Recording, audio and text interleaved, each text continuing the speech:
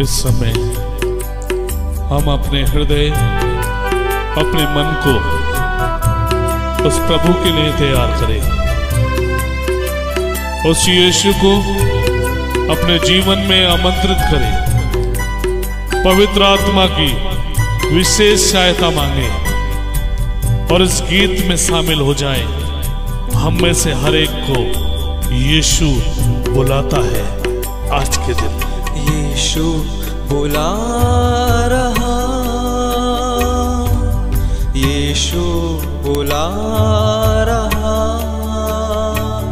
तेरा नाम ले लेकर तुझे यीशु बुला रहा। एक साथ गाइए, यीशु बुला रहा, यीशु बुला रहा, तेरा नाम ले लेकर तुझे यीशु बुला रहा। उस प्रभु के बुलाहट को स्वीकार कीजिए ताकि हर प्रकार के बंधन से मैं और आप आजाद हो जाए। प्रभु का वचन शक्तिशाली है। क्या पाएगा तू जीत कर इस दुनिया को? क्या पाएगा तू जीत कर इस दुनिया को? क्या लाभ होगा खोकर आत्मा को? क्या लाभ होगा खोकर आत्मा को?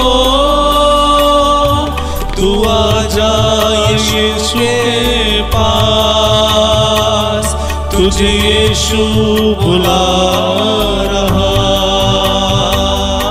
तू आ जा यीशु के पास, तुझे यीशु बुला रहा। यीशु बुला रहा, यीशु बुला रहा, तेरा नाम ले लेकर तुझे यीशु बुला रहा। तेरा नाम ले लेकर तुझे यीशु बुला रहा। तुझे यीशु बुला रहा। इस समय हम ऊंचे स्वरों में प्रभु के नाम की दुहाई दें। प्रभु का वचन हमारे जीवन में कार्य करे। Hallelujah, hallelujah, hallelujah, hallelujah, hallelujah, hallelujah. यीशु तेरी स्तुति हो, महिमा हो, आराधना हो। आपका वचन सुनने की कृपा हमें दे। आपके वचन के द्वारा प्रभु आपकी भक्ति हमारे अंदर उत्पन्न हो। Hallelujah, hallelujah. एक साथ बोलेंगे, मां मरियम की मध्यस्थता मांगते हुए, प्रणाम मरिया, कृपा पूर्ण, प्रभु तेरे साथ है, धन्य है तू स्त्रियों में और धन्य है तेरी गर्भ का फल यीशु।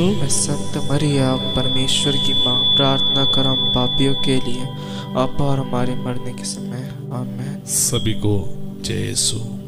जोर से बोले हल्लेलुया। यीशु की स्तुति हो, यीशु को धन्यवाद। मेरे प्यारे भाई और बहनों, इस समय हम एक विशेष बात पर मनन चिंतन करेंगे। पिछले प्रवचन में हम एक विशेष बात पर प्रभु के वचन से मनन कर रहे थे कि यदि मेरी और आपकी दृष्टि प्रभु की ओर लगी है तो प्रभु हर प्रकार के भय से मुझे और आपको मुक्त कर देगा। जोर से बोले हालेलुया। स्रोत 34 वाक्य 6 से मनन कर रहे थे मैं और आप। आज इस समय मैं आपको इस वचन के द्वारा आगे ले चलना चाहता हूं कि यदि मेरी और आपकी दृष्टि प्रभु पर लगी है तो प्रभु की भक्ति में हम निरंतर बढ़ते जाएंगे। और प्रभु का वचन कहता है कि प्रभु अपने भक्तों पर अपनी दृष्टि लगाए रखता है। अगर हम प्रभु को देखेंगे तो प्रभु की भक्ति में हम निरंतर बढ़ेंगे। और प्रभु का वचन कहता है प्रभु अपने भक्तों पर निरंतर अपनी दृष्टि लगाए रहता है। जोर से बोले हालेलुया, यीशु की स्तुति हो। अगर हम स्रोत ग्रंथ 33 वाक्य 18 और 19 पढ़े तो प्रभु का वचन कहता है प्रभु की दृष्टि अपने भक्तों पर बनी रहती है। प्रभु की दृष्टि अपने भक्तों पर बनी रहती है। मेरे प्यारे भाई और बहनों, यदि मैं और आप प्रभु की ओर दृष्टि लगाते हुए प्रभु के नाम की दुहाई देंगे तो प्रभु की दृष्टि हम पर निरंतर बनी रहेगी। जोर से बोले हालेलुया, यीशु की स्तुति हो। यीशु को धन्यवाद। हम सुनेंगे इस वचन को भाई के द्वारा 18 और 19वां वचन। प्रभु की दृष्टि अपने भक्तों पर बनी रहती है। प्रभु की दृष्टि अपने भक्तों पर बनी रहती है, उन पर जो उसकी कृपा से ये आशा करते हैं। बहुत अच्छा वचन है, हालेलुया। प्रभु की दृष्टि अपने भक्तों पर बनी रहती है। अगर हम प्रभु की ओर दृष्टि लगाते हुए उसकी दुहाई देंगे, जैसे पैतरुस ने प्रभु की ओर दृष्टि लगाते हुए प्रभु की दुहाई दी, तो प्रभु की कृपा उसके ऊपर बन गई।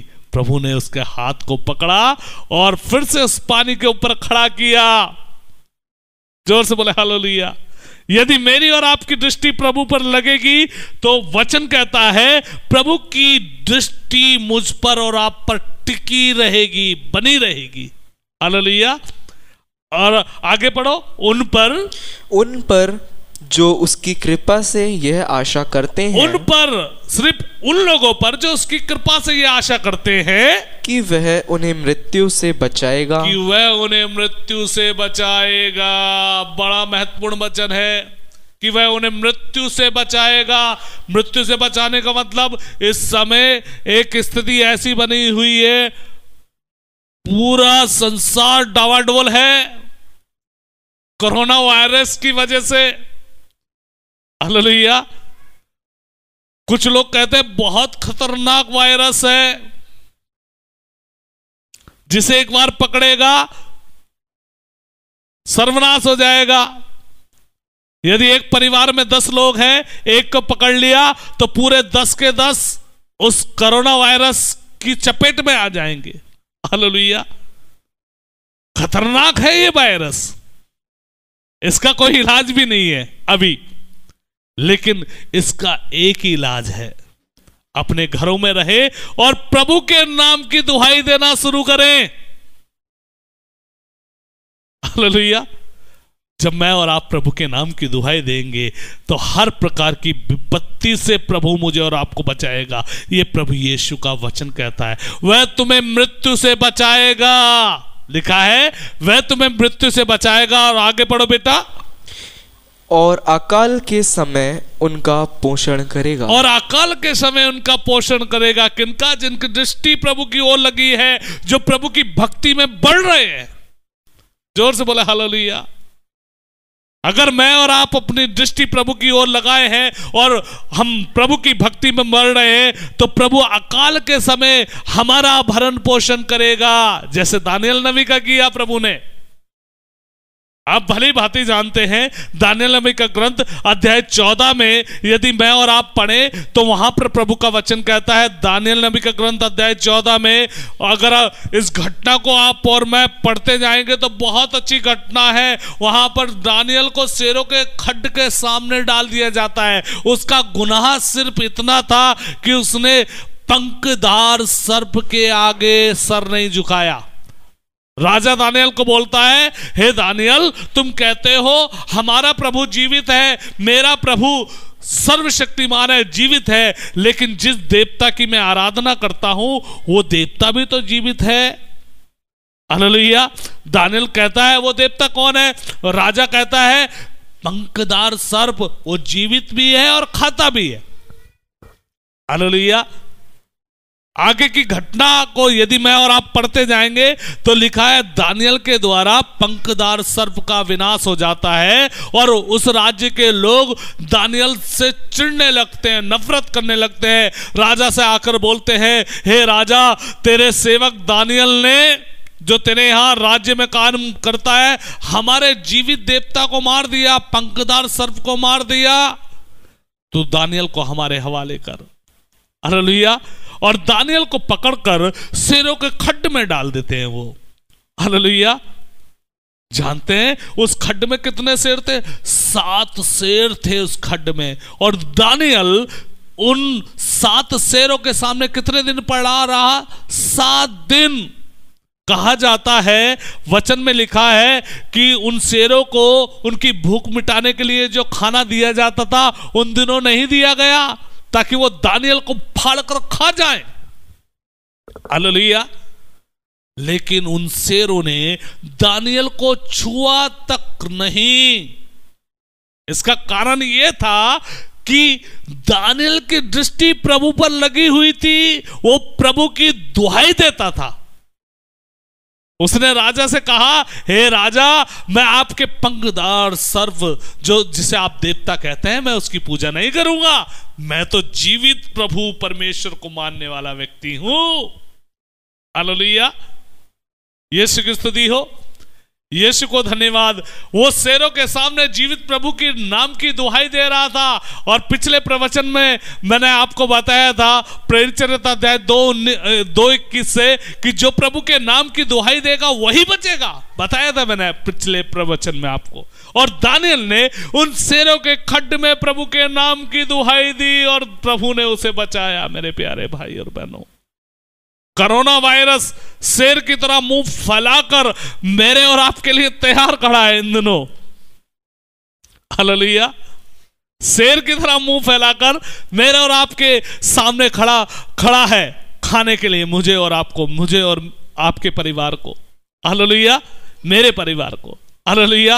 यदि मैं और आप इस वायरस के मुंह को बंद करना चाहते हैं तो प्रभु के नाम की दुहाई देना शुरू करें। और जब मैं और आप प्रभु के नाम की दुहाई देंगे तो प्रभु इस वायरस के मुंह को बंद कर देगा, जैसे प्रभु ने शेरों के मुंह को बंद किया। जोर से बोले हालेलुया। यीशु की स्तुति हो, यीशु को धन्यवाद। हालेलुया। हालेलुया। दानियल के सामने शेर आकर बैठ गए और दानियल को छुआ तक नहीं। जानते हैं जब दानियल को भूख लगने लगी तो शायद दानियल ने प्रभु से प्रार्थना की होगी, प्रभु मुझे भूख लग गई है। और ऐसी स्थिति में एक दूसरे राज्य में रहने वाले एक प्रभु भक्त को प्रभु प्रेरित करते हैं। बहुत अच्छा वचन है। देखिए मैं आपको पढ़ के सुना रहा हूं। दानियल का ग्रंथ अध्याय 14 वाक्य 33 में लिखा है, उसी समय यहूदिया देश में हबक्कूक नाम का एक नबी रहता था। उसने एक बर्तन में सोरवा और रोटी का चूरमा बना लिया था और उसे लुनेरों के पास खेत में ले जा रहा था। तभी प्रभु के एक दूत ने हबक्कूक से कहा, अपने पास का ये भोजन बाबुल के सिंगों के खड्ड में दानियल के पास ले जाओ। हबक्कूक ने कहा, स्वामी, मैंने तो कभी बाबुल देखा ही नहीं।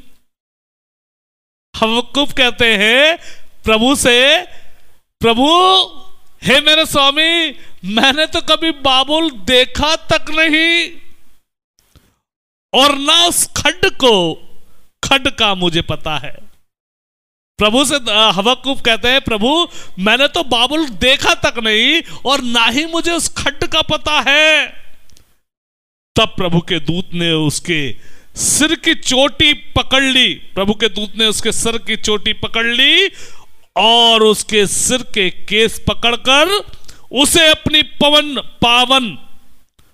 अपनी पावन शक्ति के झोंकों से ले जाकर बाबुल के खड्ड के पास छोड़ दिया। बहुत अच्छा वचन। हालेलुया। आप और मैं सोच सकते हैं कि जब दानियल को भूख लगी, शायद दानियल ने प्रभु से कहा होगा, प्रभु मुझे भूख लगी है। प्रभु ने एक ऐसे व्यक्ति को तैयार किया जो दूसरे राज्य में रहता था, यहूदिया में, और वो हबक्कुक नाम का व्यक्ति जो प्रभु भक्त था, वो कहता है मैंने तो कभी बाबुल देखा तक नहीं, मुझे तो उस खड्ड का पता नहीं। इंसान को आपके और मेरे बारे में पता नहीं हो सकता, मगर प्रभु को सब पता है। हालेलुया। प्रभु ने उसे उस खड्ड के पास छोड़ दिया और उसने दानियल को वो शोरबा और रोटी दे दी, और दानियल उन शेरों के सामने उस रोटी और शोरबे को खाता है। सोचिए, 7 दिन से भूखे शेर दानियल के सामने बैठे हैं और दानियल खाना खा रहा है। हालेलुया। तभी राजा आता है, राजा फोड़ते ही पहुंचता है वहां पर और दानियल को कहता है, हे दानियल, जिस प्रभु परमेश्वर पर तू विश्वास करता है, क्या उस प्रभु परमेश्वर ने तुझे बचा लिया? दानियल अंदर से आवाज देता है, हे राजन, जिस जीवित प्रभु को मैं मानता हूं, मेरे प्रभु के दूत ने आकर इन शेरों के मुंह को बंद कर दिया। देखो, मैं जीवित हूं। हालेलुया। दानियल प्रभु के आत्मा से प्रेरित होकर वहां पर एक बात कहता है, बहुत अच्छी बात है। अगर हम पढ़ेंगे, मैं भाई से अनुरोध करना चाहूंगा वो पढ़े दानियल का ग्रंथ अध्याय 14 वाक्य 38, 14-38, बहुत अच्छा वचन है। दानियल ने कहा, ईश्वर तू मेरी ओर ध्यान दिया, तूने मेरी ओर ध्यान दिया। ईश्वर तूने मेरी ओर ध्यान दिया। किसने कहा? दानियल ने। यदि मैं और आप इस कोरोना महामारी के समय प्रभु के नाम की दुहाई देंगे तो मैं और आप भी एक दिन कह सकेंगे, हे ईश्वर, हे प्रभु यीशु मसीह, तूने मेरी ओर ध्यान दिया। हालेलुया। लिखा है, दानियल कहते हैं, दानियल ने कहा, ईश्वर तूने मेरी ओर ध्यान दिया, तू अपने भक्तों को कभी नहीं त्यागता। इस वचन को मेरे पीछे दोहराएंगे, बहुत अच्छा वचन है। जोर से बोले हल्लेलुया, हल्लेलुया। यीशु की स्तुति हो, यीशु की स्तुति हो, यीशु को धन्यवाद, यीशु को धन्यवाद। प्रभु का वचन कहता है, प्रभु का वचन कहता है, दानियल ने कहा, ईश्वर तूने मेरी ओर ध्यान दिया, तूने मेरी ओर ध्यान दिया, तूने मेरी ओर ध्यान दिया, तूने मेरी ओर ध्यान दिया। तू अपने भक्तों को नहीं त्यागता। मेरे प्यारे भाई और बहनों, प्रभु ईश्वर मेरी और आपकी ओर ध्यान देता है यदि मैं और आप प्रभु की दुहाई देते हैं। यदि मैं और आप प्रभु की दुआई देते हैं तो ईश्वर मेरी और आपकी ओर ध्यान देता है। हालेलुया। और मुझे और आपको हर प्रकार के संकटों से वो बचाता है। जोर से बोले हालेलुया।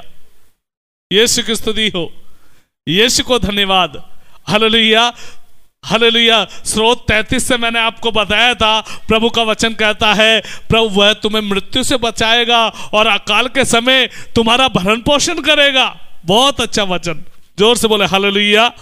यीशु की स्तुति हो, यीशु को धन्यवाद। पढ़े इस वचन को। स्रोत 33 वाक्य 18 और 19 फिर से पढ़े। बहुत अच्छा वचन। प्रभु की दृष्टि अपने भक्तों पर बनी रहती है, उन पर जो उसकी कृपा से यह आशा करते हैं कि वह उन्हें मृत्यु से बचाएगा और अकाल के समय उनका पोषण करेगा। मेरे प्यारे भाई और बहनों, दानियल की दृष्टि प्रभु की ओर लगी हुई थी। प्रभु ने उसे मृत्यु से बचाया और उसका भरण पोषण किया। हालेलुया। यीशु की स्तुति हो, यीशु को धन्यवाद। एक वचन जल्दी से और पढ़ेंगे। अगर हम स्रोत 34 वाक्य 7 पढ़े, स्रोत 34 वाक्य 7, बहुत अच्छा वचन है, पढ़ो। दीनहीन ने प्रभु की लिखा दुहाई है, दी, दीनहीन ने प्रभु की दुहाई दी, प्रभु ने उसकी सुनी। प्रभु ने उसकी सुनी। जब हम प्रभु की ओर दृष्टि लगाते हुए प्रभु को पुकारते हैं, दीनहीन बनते हैं, तो प्रभु मेरी और आपकी सुनता है। और आगे पढ़ो। और उसे हर प्रकार के संकट से बचाया, और उसे हर प्रकार के संकट से बचाया। हालेलुया। इस वचन को मेरे पीछे दोहराएंगे। हाँ, एक हाथ उठाइए, आंखें बंद कीजिए और इस वचन को मेरे पीछे जोर से बोलिए। प्रभु का वचन कहता है, प्रभु का वचन कहता है, दीनहीन ने प्रभु की दुहाई दी, प्रभु की दुहाई दी, प्रभु ने उनकी सुनी, प्रभु ने उनकी सुनी, और उसे हर प्रकार के संकट से बचाया, संकट से बचाया। Hallelujah, hallelujah. प्रभु यीशु, आपका वचन कहता है, दीनहीन ने प्रभु की दुहाई दी और प्रभु ने उनकी सुनी और हर प्रकार के संकट से उन्हें बचाया। मेरे प्यारे भाई और बहनों, दानियल ने प्रभु की दुहाई दी, प्रभु ने उसकी सुनी और उसे बचा लिया। इस समय मैं आपसे यही अनुरोध कृपावाणी चैनल के माध्यम से करना चाहता हूं कि आप प्रभु के नाम की दुहाई देना शुरू कीजिए। प्रभु आपको और आपके परिवार को, हमारे इस भारत देश को, पूरे संसार को बचाएगा। जो भारत सरकार ने आपको निर्देश दिए हैं उनका पालन करें, अपने घरों में रहें, अपने परिवार के साथ प्रभु के नाम की दुहाई दें और प्रभु हम सबको आशीर्वाद प्रदान करेगा। प्रभु आप सभी को आशीष दे। आइए इस समय मां मरियम की विशेष मध्यस्थता हम मांगे अपने जीवन के लिए, अपने परिवार के लिए, ताकि हम सब प्रभु के नाम की दुहाई दे सके।